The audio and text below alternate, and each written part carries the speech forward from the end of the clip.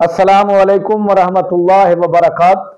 Second year Urdu के तलबा, मैं डॉक्टर सईद आसिम आपसे मुखातिब हूँ। आज मैं आपको रमूज़ औकाफ की 5वीं अलामत ख़त्मा और छठी अलामत सवालिया या इस्तिफ़हामिया के बारे में चंद अहम मालूमात देता हूँ। अलामत नंबर 5, ख़त्मा। तहरीर या इबारत में मुकम्मल ठहराव को जाहिर करने वाली अलामत ख़त्मा या वक्फ़े मुतलक कहलाती है। अंग्रेजी में इस अलामत को फुल स्टॉप कहा जाता है।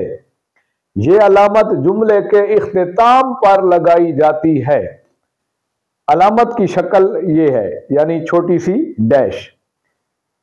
मिसालें, नंबर 1, आरिफ ने खाना खा लिया। अब ये मुकम्मल जुमला है और इसके मुकम्मल होने यानी इसके आखिर पर ये अलामत ख़त्मा की लगा दी गई है। नंबर 2, मैं पाकिस्तानी हूँ। तो इस जुमले के मुकम्मल होने पर भी या इख्तिताम पर भी ये अलामत ख़त्मा की लगा दी गई है। अलामत नंबर 6, सवालिया या इस्तिफ़हामिया। तारीर या इबारत में कोई सवाल या बात पूछने वाले जुमले के इख्तिताम पर लगाई जाने वाली अलामत सवालिया या इस्तिफ़हामिया कहलाती है। अंग्रेजी में इस अलामत को क्वेश्चन मार्क कहा जाता है। ये इस अलामत की शक्ल है। इस्तेमाल की जो मिसालें हैं उनमें पहली मिसाल है, तुम कौन हो। ये सवालिया जुमला है, इसके आखिर में सवालिया या इस्तिफ़हामिया की अलामत लगा दी गई है। दूसरी मिसाल में है, आप कहाँ रहते हैं। तो ये भी सवालिया जुमला है, तो इसके आखिर में भी सवालिया यानी इस्तिफ़हामिया की अलामत लगा दी गई है।